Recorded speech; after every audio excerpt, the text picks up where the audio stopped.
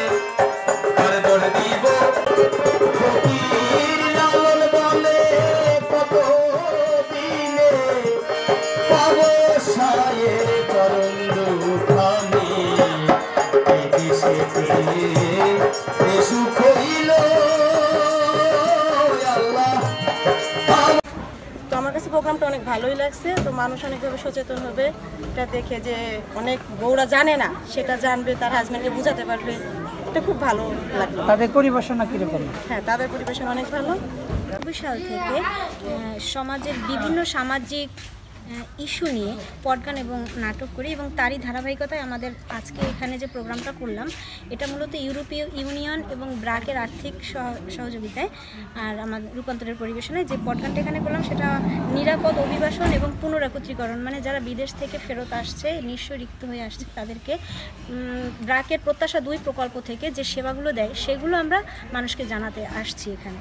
আর আমরা মানুষকে সচেতন করবার জন্য কাজ করি। আমরা 3টা টিম কাজ করি। আমাদের এরকম পডগান 200-রও অধিক আছে বিভিন্ন ইস্যুতে, যেমন নারী, শিশু, আবহাওয়া, তারপরে দুর্যোগ, মানবাধিকার, এরকম বিভিন্ন বিষয় ভিত্তিক আমাদের পডগান এবং নাটক আছে। আমরা মাঠ পর্যায়ে এই কাজগুলো করে থাকি।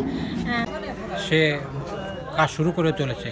রূপান্তর স্বেচ্ছাসেবী একটা সংগঠন, সে জনগণের কল্যাণের জন্য বিভিন্নভাবে বিভিন্ন পন্থায় সে জনগণকে কীভাবে সচেতন করা যায় সেই কাজ করে চলেছে। তার একটা মাধ্যম হচ্ছে থিয়েটার মাধ্যম, মানে পডগান এবং নাটকের মাধ্যমে কিভাবে জনগণকে সচেতন করা যায় সেই বিষয় নিয়ে রূপান্তর কাজ করে আসছে। এই যে আজকের যে পডটা হলো, এটা হলো নিরাপদ অভিবাসন ও পুনঃএকত্রীকরণের পড। কিভাবে আমরা যারা এখানে আছি তারা অনেক কিছু এই পরিবেশ থেকে অনেক কিছু শিখছি, জানছি বিদেশ যেতে হলে কীরকম কী সুবিধা বা কীরকম দরকার, এইসব ব্যাপারে আমরা অনেক কিছু শিখছি।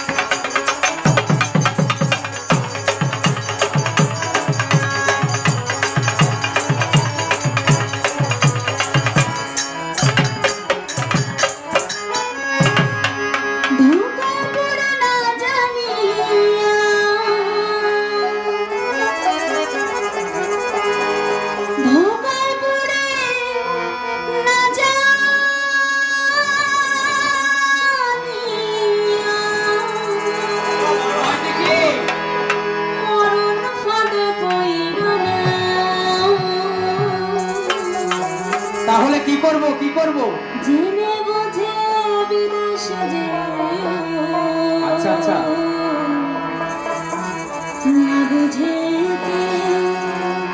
যেও না, জেনে বুঝে বিদেশে যেও ভাইরে না বুঝে